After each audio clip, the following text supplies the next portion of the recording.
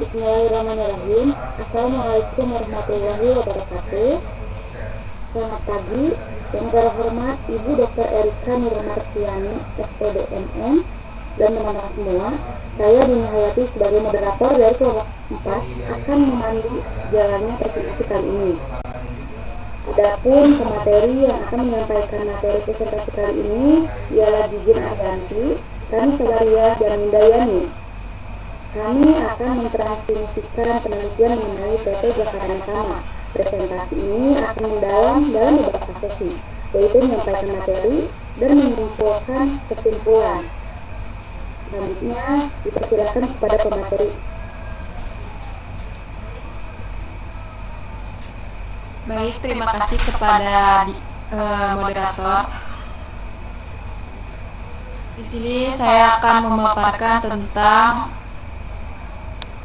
PT Jakarta. Dimulai dari latar belakang perusahaan. PT Jakarta adalah perusahaan makanan dan minuman yang berbasis di Jakarta, Indonesia. Pendiri pertama adalah Jajadi Jaja, dan lokasi pertama didirikan ialah di kantor pusat Jalan Bintara Raya nomor 15 Kebayoran Lama, Jakarta Selatan, dan didirikan pada tanggal 20 Juni 1980. Perusahaan ini bergerak dalam produksi makanan, terutama mie instan dan makanan olahan. Tokoh kuncinya ialah Jajadi Jaja sebagai Presiden Komisaris, Eka Hadi Jaja sebagai Presiden Direktur, Mulyadi Jaja sebagai Direktur, dan lokasi PT Jakarta saat ini memiliki kantor pusat di Jalan Bintara Raya nomor 15 Kebayoran Lama, Jakarta Selatan.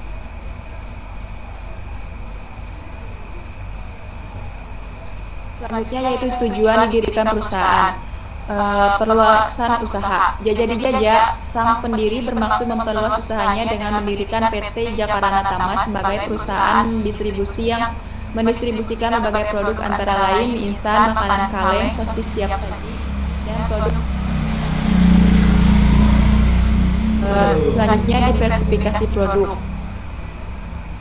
Perusahaan berinvestasi pada merek Gaga dan mengakuisisi merek lain seperti 100, 1000, mie gepeng, mie telur A1, otak-otak, dan sosis loncat untuk melayani segmen pasar dan konsumen yang berbeda. Selanjutnya, penetrasi dan pengembangan pasar. PT Jakarta bertujuan untuk melakukan penetrasi pasar dan memperluas jaringan distribusinya ke kota-kota besar di Indonesia seperti Sumatera, Jawa, dan Kalimantan. Selanjutnya yaitu kepemilikan dan restrukturisasi. Awalnya sekitar 60% saham Jakarta dimiliki oleh PT Wicaksana Overseas Internasional yang juga membantu distribusi dan pemasaran produk Jakarta. Namun pada tahun 2001 kepemilikannya dialihkan ke Batavia Investment Ltd sebagai bagian dari restrukturisasi utang dan fokus pada bisnis distribusi. Inovasi dan kualitas produk. Perusahaan fokus pada pengembangan produk dan standar internasional, teknologi produksi maju, dan keahlian berkualitas tinggi untuk mencapai misi bisnisnya secara keseluruhan. Restrukturisasi keuangan. Pada tahun 2001, kepemilikan PT Jakarta dialihkan ke Batavia Investment Ltd sebagai bagian dari restrukturisasi utang dan fokus pada bisnis distribusi Wicaksana. Alasan-alasan tersebut mencerminkan keputusan strategis dan tujuan bisnis yang mengarah pada pendirian dan pengembangan PT Jakarta sebagai perusahaan industri makanan terkemuka di Indonesia. Selanjutnya yaitu visi dan misi perusahaan. Visi perusahaan PT Jakarta ialah bergerak di bidang industri makanan, merupakan perusahaan dengan volume penjualan mie instan atau instant noodle terbesar di Indonesia dengan market share untuk konsumen tingkat menengah. Selanjutnya, misi perusahaannya yaitu menghasilkan produk dengan kualitas terbaik dan mencapai tingkat distribusi yang menjamin keseragaman harga jual di setiap daerah. Mendistribusikan produk secara nasional dan internasional dengan biaya distribusi nasional ditanggung oleh perusahaan untuk menjaga keseragaman harga jual. Kendaraan milik perusahaan untuk distribusi di Jawa dan Bali karena tingginya permintaan dan jarak yang lebih pendek, serta menggunakan jasa ekspedisi untuk distribusi di Jawa dan Bali karena berbagai alasan. Selanjutnya akan dilanjutkan oleh pemateri berikutnya. Untuk fokus penelitian pada PT Jakarta adalah suatu perusahaan manufaktur yang bergerak di bidang produksi mie instan yang bermerek Gaga Mie. Perusahaan ini berkembang sangat pesat belakangan ini, terutama saat diluncurkannya Gaga 100. Pendistribusian yang dilakukan pada produk Gagami ini mencakup pendistribusian bahan baku, produk setengah jadi yaitu bumbunya, dan produk jadi. Pendistribusian produk setengah jadi ini dilakukan karena bumbu pada mie instan tersebut hanya diproduksi di pabrik yang berlokasi di Ciawi, Jawa Barat. Sedangkan untuk bahan lainnya bisa diproduksi di sebuah pabrik pendukung lainnya. Dan untuk produk mie Gaga bisa dilihat di layar sebagai berikut. Harga mie Gaga 100 terdiri dari beberapa varian, yaitu diantaranya yang pertama ada mie Gaga 100 jalapeno yang memiliki harga berkisaran dari Rp3.000. Lalu yang kedua ada mie Gaga 100 ekstra pedas habanero dengan harga mulai berkisar dari Rp3.750. Dan yang terakhir ada mie Gaga 100 ekstra lada hitam. Harganya dimulai dari Rp3.000.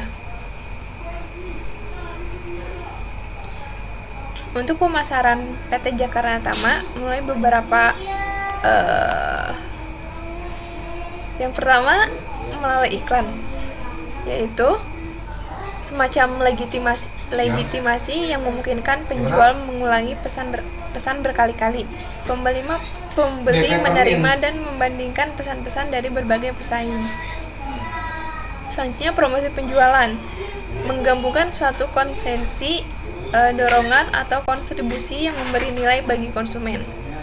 Lalu hubungan masyarakat dan pemberitaan.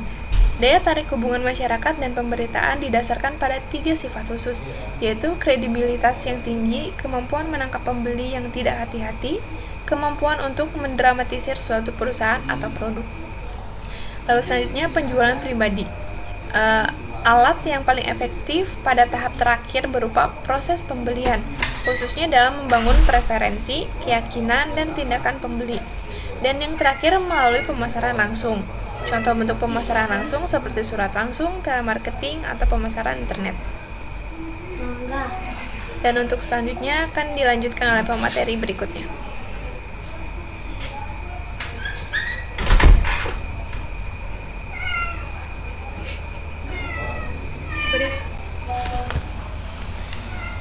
Saat ini, perusahaan mie instan dengan merek Gaga Mie terus bersaing dengan produk makanan instan lainnya di pasar Indonesia. Meski belum ada informasi mengenai target perusahaan saat ini, namun studi terhadap kinerja karyawan PT Jakarta Ciawi menemukan bahwa target produksi perusahaan pada tahun 2019 tidak terpenuhi secara konsisten. Penelitian ini juga menganalisis pengaruh motivasi kerja, disiplin, dan kemampuan kerja terhadap kinerja karyawan pada perusahaan. Selanjutnya ada evaluasi dan analisis keberhasilan strategi pemasaran.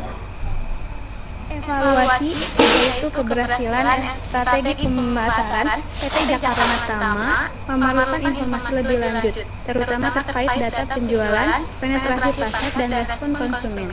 Tanpa data spesifik, sulit untuk memberikan penilaian akurat. Namun keberhasilan strategi pemasaran dapat diukur sejauh mana perusahaan mencapai visi dan misinya, meningkatkan pangsa pasar, serta memperkuat citra merek. Kemudian ada analisis, yaitu kinerja penjualan, pangsa pasar, dan respon konsumen. Sulit untuk memberikan analisis saran PT Jakarta telah mencapai tujuan atau belum. Analisis kinerja finansial dan umpan balik dari pasar akan menjadi kunci untuk mengevaluasi sejauh mana tujuan saran telah dicapai. Dan selanjutnya ada inovasi keberhasilan strategi pemasaran. Inovasi dapat menjadi kunci untuk meningkatkan strategi pemasaran PT Jakarta di masa depan. Beberapa inovatif yang dapat dipertahankan yaitu melibatkan satu ada produk baru atau varian dengan mengembangkan produk baru atau variasi dari produk yang sudah ada untuk memenuhi tren dan preferensi konsumen. 2. Teknologi pemasaran. Dengan memanfaatkan teknologi terkini, pemasaran digital, media sosial, dan e-commerce untuk mencapai audiens lebih luas dan berinteraksi secara langsung dengan konsumen. 4. Ketiga, Kemitraan strategis menjalin kemitraan dengan perusahaan lain untuk memperluas jangkauan distribusi atau menciptakan produk gabungan yang inovatif. Keempat ada sustainability, yaitu dengan memasukkan elemen keberlanjutan dalam strategi pemasaran untuk menarik konsumen yang semakin peduli terhadap isu-isu lingkungan. Dan yang terakhir ada personalisasi pemasaran, yaitu menggunakan data konsumen untuk memberikan pengalaman pemasaran yang lebih personal dan relevan. Baik, terima kasih teman-teman. Untuk selanjutnya ada kesimpulan. PT Jakarta Tama didirikan pada tahun 1980 oleh Sri Gajah di Jakarta, Indonesia, dengan tujuan memperluas usaha distribusi produk makanan ke berbagai daerah di Indonesia. Dengan investasi merek Braga dan akuisisi merek lain, perusahaan diversifikasi produk untuk berbagai segmen pasar. Visi perusahaan adalah menjadi pimpinan penjualan instan di Indonesia untuk konsumen tingkat menengah, dengan misi menghasilkan produk berkualitas, distribusinya merata, serta menjaga keamanan pangan dan legalitas. PT Jakarta Tama menggunakan berbagai strategi pemasaran, meskipun kinerja produk pada tahun 2019 tidak konsisten mencapai target. Sekian presentasi yang dapat kami sampaikan. Kami berharap apa yang disampaikan pada presentasi kali ini dapat bermanfaat bagi kita semua. Terima kasih. Wassalamualaikum warahmatullahi wabarakatuh.